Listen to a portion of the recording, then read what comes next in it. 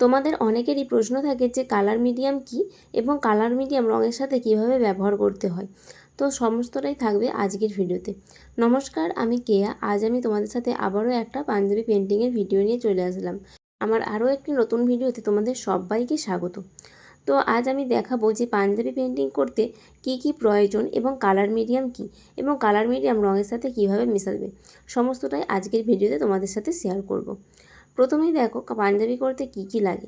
পাঞ্জাবি করতে তোমরা সবসময় একটা কটনের পাঞ্জাবি নেবে। কটন পাঞ্জাবি হলে কিন্তু ফেব্রিকটা ছড়িয়ে যাওয়ার কোনো রকম কোনো সম্ভাবনা থাকবে না। সাথে একটা পেন্সিল, একটা স্কেল, আর লাগবে তুলি, কালার মিডিয়াম, আর হচ্ছে ফেব্রিক কালার। তো তোমরা তুলিটা সবসময় যেরকম কাজ করবে সেই অনুযায়ী কিন্তু নেবে। আমি এখানে 000 তুলি ব্যবহার করছি, কারণ আমি এখানে খুব সূক্ষ্ম সূক্ষ্ম কলকা করব তাই। সরি, এখানে আমি 000 না 40 তুলি ব্যবহার করছি।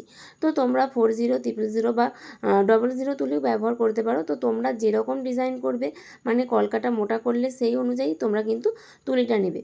আর হচ্ছে কালার মিডিয়াম। কালার মিডিয়ামটা কিন্তু রঙের সাথে তোমরা ব্যবহার করতে পারো, এতে কিন্তু রঙটা অনেক দিন বেশি টেকসই হয়। আর তোমরা কালার মিডিয়ামের পরিবর্তে কিন্তু কখনো কখনো একটু জলও ব্যবহার করতে পারো। তো জল ব্যবহার করলেও কিন্তু সেরকম কোনো সমস্যা হয় না। তোমরা কালার মিডিয়াম এবং ফেব্রিক কালার তোমাদের কাছাকাছি মার্কেটেই কিন্তু এগুলো অ্যাভেলেবেল পেয়ে যাবে। যে সমস্ত দোকানে তোমরা এই রকম আর্ট এবং ক্রাফটের জিনিস পাওয়া যায়, ফেব্রিক কালারের পাওয়া যায়, তো ওখানে গিয়ে তোমরা কালার মিডিয়াম 1 বললেই কিন্তু কালার মিডিয়ামটা তোমাদের দিয়ে দেবে। এবার আসি রঙের সাথে তোমরা কতটা পরিমাণে কালার মিডিয়াম মেশাবে। এটা কিন্তু তোমাদের নিজেদেরকেই ঠিক করতে হবে।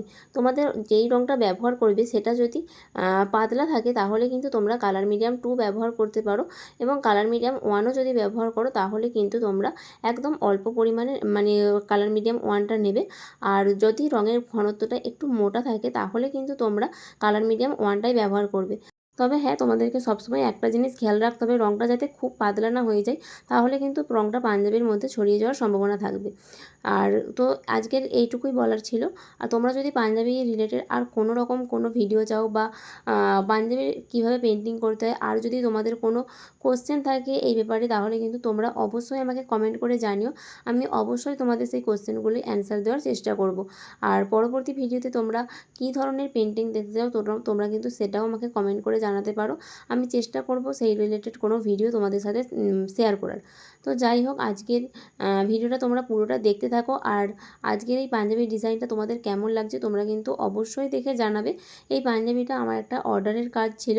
তো যে দিদিভাই অর্ডারটা দিয়েছিল আমাকে এইরকম কালারফুলি বানাতে বলেছিল, তো সেই অনুযায়ী আমি করে দেওয়ার চেষ্টা করেছি। আর তোমরা অবশ্যই কিন্তু জানাবে যে পাঞ্জাবিটা কেমন হয়েছে। আর তোমাদের যদি এই ভিডিওটা দেখে তোমাদের একটু হেল্প হয় তাহলে তোমরা অবশ্যই আমার চ্যানেলটিকে সাবস্ক্রাইব করে পাশে থেকো এবং পাশের বেল আইকনটা অন করে দিও, তাহলে আমি যেই ভিডিওই পোস্ট করি না কেন তোমাদের কাছে সবার আগে পৌঁছে যাবে।